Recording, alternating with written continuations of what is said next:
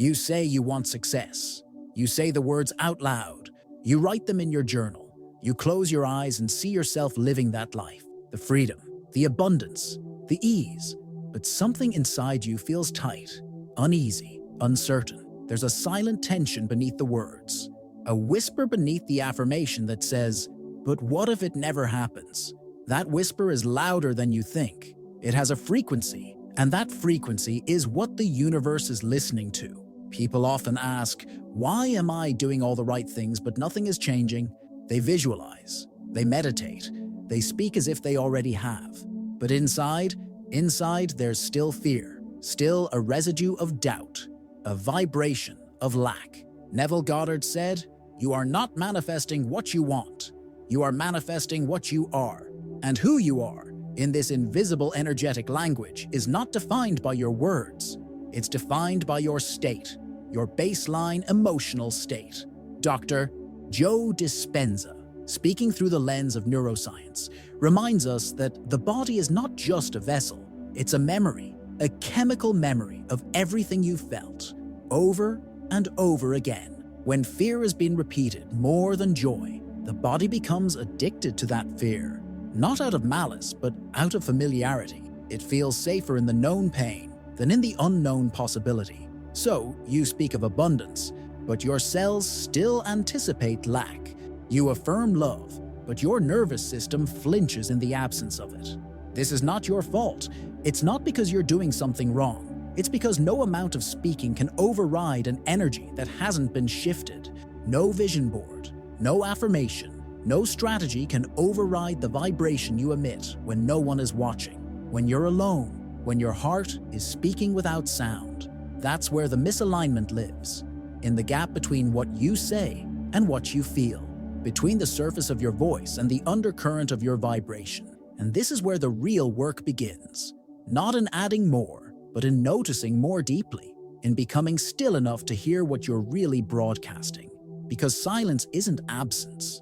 Silence is precision. Silence is the gateway through which your scattered energy begins to align. This video is not here to teach you how to say more. It's here to help you feel clearer, to uncover the invisible mechanics behind why you say one thing and attract another, and how, through quiet coherence, you can begin to restore your true frequency without doing more, pushing more, or striving harder, just by being, by aligning, by remembering the truth, beneath the noise. You may say the words, but your body remembers something else. You might speak of growth, of healing, of dreams unfolding, but there's a tremor in your chest when you do, a tightness in your breath, a faint sadness behind your eyes. You want it to be true, but inside, you don't fully believe it yet. And that's not because you're weak or broken. It's because a part of you is still holding on to a story you didn't choose, but have lived so many times it feels like truth. Sometimes, the most spiritual language is the most deceptive, not because it lies to others, but because it allows us to lie to ourselves. We say we are aligned, abundant, grateful, yet beneath those words, there is an emotional residue that never left. The residue of nights spent worrying, of moments when love didn't stay, of years when safety was a wish, not a given. And that residue has a tone, it's vibrational, and the universe hears it. The subconscious doesn't respond to words, it responds to energy. It listens not to what you say, but to what you feel, to the tension between your spoken desire and your unspoken fear. You may not even notice it, but your vibration never hides. It broadcasts in silence, in posture, in breath, in the invisible signal you send when no one else is around. There was once a woman who wrote about abundance every single morning. She had her vision board, her affirmations, her rituals. But every time she opened her bank account, her body would stiffen, her stomach would turn, her shoulders would collapse slightly, as if bracing for disappointment. She wasn't lying in her words. She truly wanted to believe, but her vibration was still anchored in panic. And every day she repeated those affirmations, her body heard one thing: I'm still afraid. Alignment doesn't mean saying the right words. It means feeling the right truth. Not a truth imposed by habit or fear, but a felt sense of congruence between your inner world and the life you claim to create. When there's contradiction, manifestation doesn't flow. Not because you're unworthy, but because the signal is scrambled. You can't tune into a frequency you're still resisting. To align is not to speak louder. It's to listen more deeply, to the spaces in you where fear still lives, where scarcity still whispers, where doubt still waits. Not to judge it, but to meet it, and in meeting it, to soften it, not with more words, but with presence, with honesty, with the quiet courage to feel what you've avoided. Because that is when alignment begins, not in the voice, but in the vibration beneath it. Sometimes we speak our desires not to affirm them, but to convince ourselves they're real. We talk about our goals, our intentions, our dreams, as if the sound of them will make them true. But deep down, beneath the rhythm of those rehearsed sentences, there's a hidden anxiety, a fear that if we stop talking, if we fall into silence, everything we want might disappear. And so we speak, and speak, and speak. But each word begins to lose its weight. The brain, when constantly verbalizing a future, enters into a cycle of stimulation. It releases bursts of dopamine, small rewards for speaking the right thing, imagining the right outcome. But that reward is temporary. It gives us the sensation of progress without the substance of transformation. And slowly, without noticing, we train ourselves to crave the talking more than the becoming. Dr. Joe Dispenza describes how the analytical mind, once activated through constant verbal rehearsal, begins to dominate the field of possibility.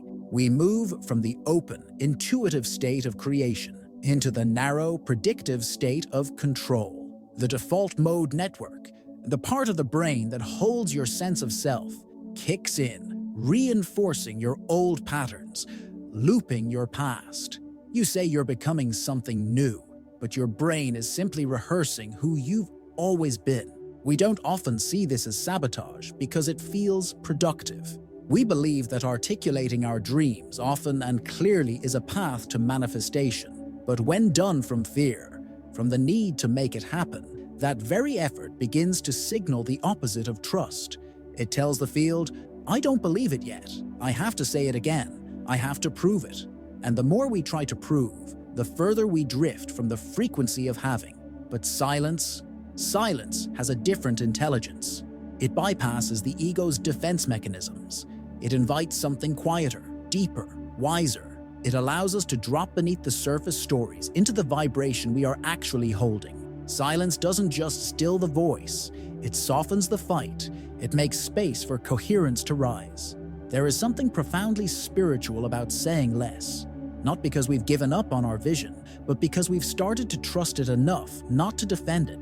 The silence between our words becomes a sacred field, where intention can root more deeply, where our energy aligns without needing explanation, where the nervous system, no longer stirred by effort, finds its rhythm in rest. In that silence, the survival brain quiets, the intuitive heart opens, and the energy we've been trying to speak into existence begins, gently, to become. We were taught that trying harder is noble, that effort is the proof of desire, that if you want something enough, you must chase it, sweat for it, stretch yourself to reach it. But the quantum field doesn't speak the language of pressure. It doesn't respond to force. It responds to frequency, and frequency, unlike effort, cannot be faked. Neville Goddard spoke of a paradox so gentle and yet so radical. Assume the feeling of the wish fulfilled. Not work harder to earn it, not strive to deserve it, but feel it, live from it, embody it. In the world of energy, striving is not a virtue, it's a signal of absence. It says, I don't have this yet. And every action, even the ones filled with good intentions, becomes soaked in the frequency of lack. This isn't about laziness. It's not about giving up on your dreams or waiting passively for life to change. It's about understanding the vibrational message underneath your actions. When you push too hard, when you over-effort, when you hustle from a place of urgency, your energy says one thing: I'm afraid it won't come. And the field responds not to your goal, but to your fear. To the mind, this may seem irresponsible. How can you move forward without effort? But to the heart, this makes perfect sense. Because your heart knows alignment is not earned. It's remembered. It's not something you chase. It's something you allow. And the allowing begins not when you do more, but when you feel different. There is a stillness inside aligned action, a clarity that doesn't need to prove, that doesn't seek validation, that doesn't scream its intention. It moves with grace, not urgency. It feels like exhaling after holding your breath for too long. This stillness is not weakness. It's precision. It's the moment you step out of survival mode and into creative coherence. Trying harder can be a disguise for fear, but aligned detachment, acting from a state of fullness rather than need, becomes a magnetic field of its own. Because when you stop broadcasting desperation, you begin radiating certainty. And certainty doesn't beg, it doesn't plead, it simply becomes. It resonates. And the universe, always listening, always precise, begins to match that resonance with form. There is a difference between understanding something and becoming it. You can read about alignment. You can speak about frequency. You can study every spiritual principle and memorize every truth. But unless your body begins to feel that truth, it remains only a concept, a beautiful thought with no roots. And in the language of the universe, only what is embodied becomes magnetic. Dr. Joe Dispenza often speaks about the intelligence of the heart and its ability to synchronize with the brain. This is not poetry, this is physics. When your heart and brain are in coherence, your body enters a state of electromagnetic harmony. You become a clear signal, a pure broadcast. But coherence is not a thought you repeat, it's a vibration you cultivate. That vibration begins in the body, in the breath, in the way you sit with yourself. Coherence isn't loud, it's steady. It feels like calm without collapse, softness without weakness, clarity without force. It's the moment when your nervous system stops scanning for threat and starts trusting the moment. It's not a mental trick, it's a physiological state. When you breathe with presence, when you slow your thoughts and tune inward, you begin to feel what your body has been holding. You notice the tension, the stories, the inherited fear. And as you breathe through them, something shifts. The body, no longer managed by the past, becomes a vessel for something new. This is where coherence is born, not from pretending, but from presence, not from control, but from connection. In that state, your electromagnetic field changes.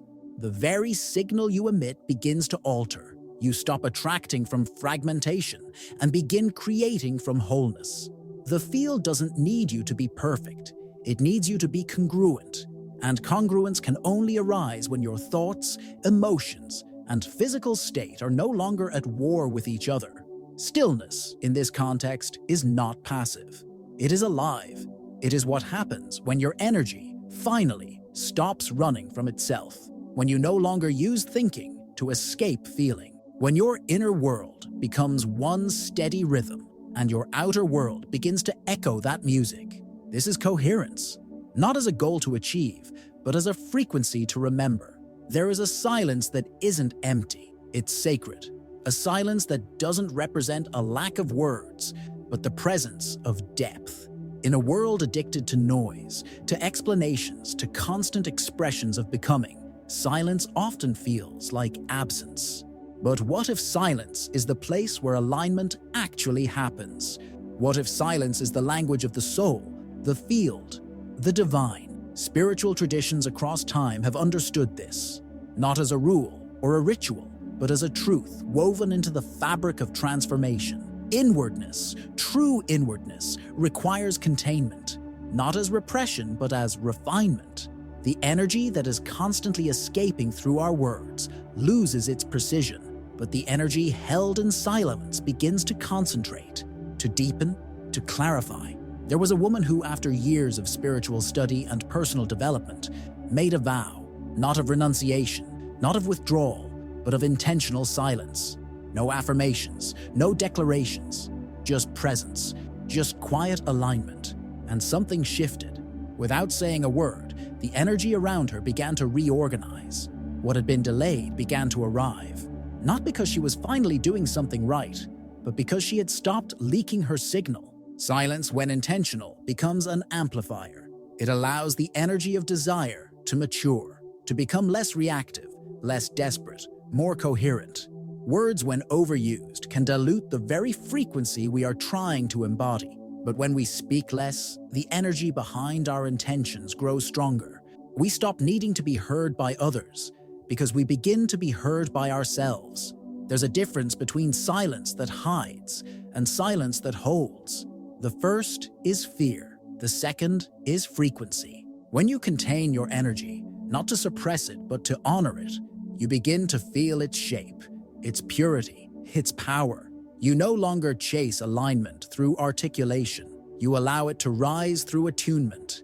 In this silence, manifestation becomes less of a task and more of a listening. The field doesn't need you to speak louder. It needs you to become clearer. And clarity, more often than not, is found not in saying more, but in saying less.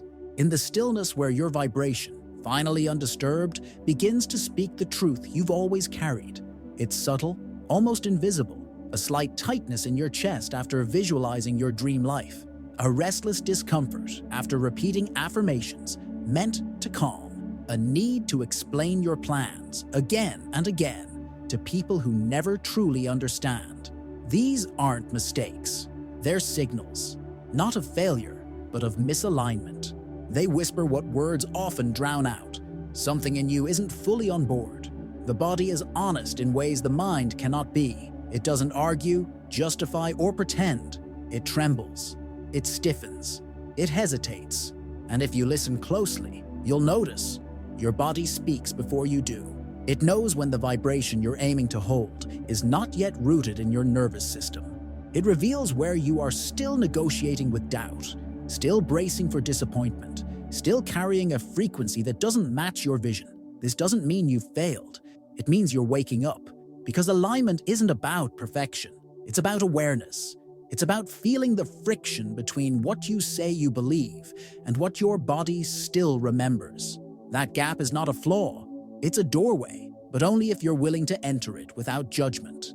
There's a danger in bypassing this awareness with spiritual optimism, in forcing a smile when your heart is weary, in reciting gratitude when your nervous system is flooded.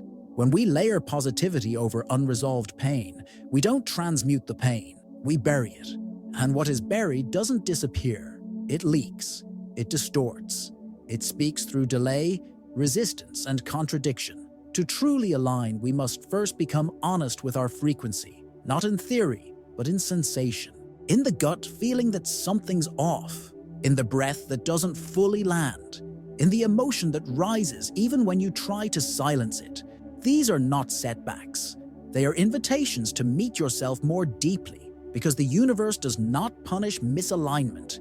It reflects it, not to shame you, but to show you, to hold up a mirror so you can gently course correct, not from effort, but from embodiment, from remembering that every part of you, mind, heart, body, must speak the same vibrational language for your intention to truly resonate. And that language begins with listening, not to what you want to feel, but to what you truly feel. Not to what you hope to attract, but to what you are currently emitting. Only then can transformation be real.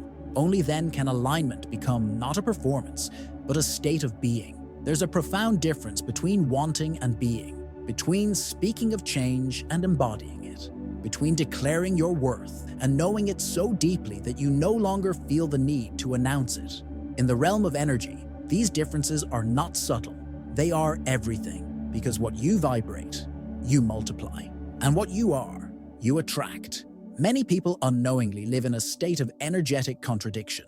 They speak the language of abundance while vibrating in scarcity. They affirm their value while subconsciously broadcasting doubt.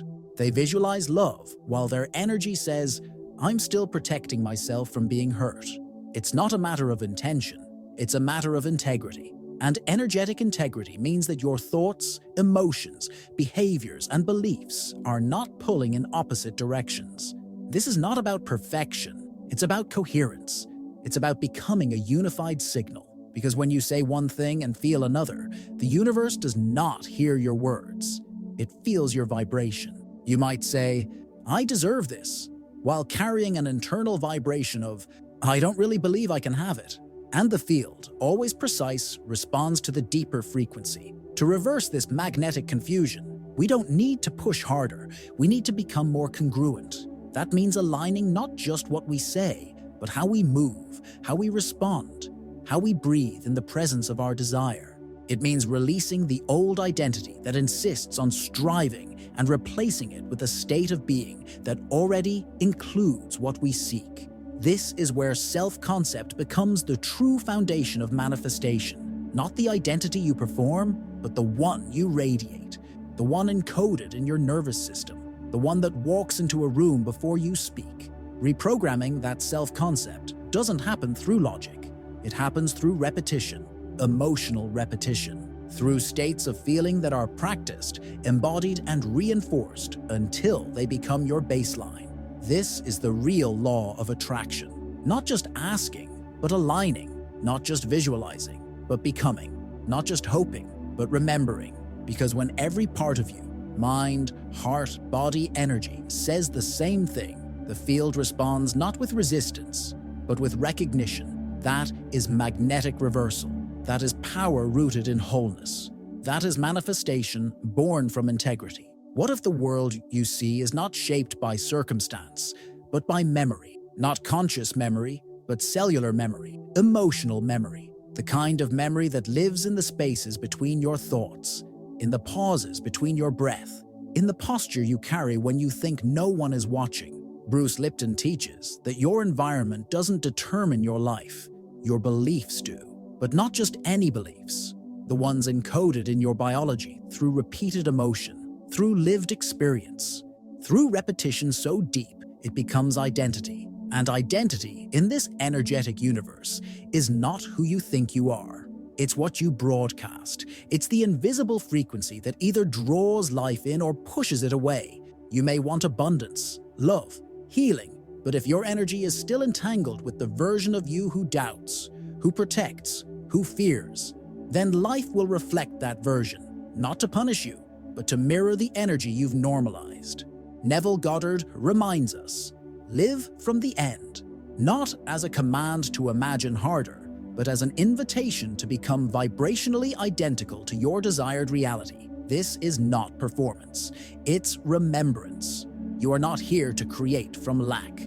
You are here to become the version of you who already holds what you seek, and to live from that energy, not once, but repeatedly, until it's no longer a state you visit, but a state you are. Transformation doesn't come through doing more. It comes through inhabiting more, inhabiting a new energetic identity, one that doesn't need to speak as much because it radiates certainty, one that doesn't chase because it already holds, one that doesn't argue with the past because it's too busy broadcasting the future. The subconscious does not understand logic. It understands frequency. It understands repetition in altered states. It understands feeling. So the real shift happens not when you convince your mind, but when you condition your energy, when you stop negotiating with your old self, when you stop trying to fit new dreams into an outdated identity. In the silence of your becoming, something powerful emerges. A stillness that isn't passive but magnetic. A presence that doesn't shout but draws. A clarity that no longer doubts but knows. So the question becomes, not what do I want, but who am I when I no longer vibrate in contradiction? That is the beginning. That is the frequency of the new script. And it begins, always, in silence, in coherence, in truth.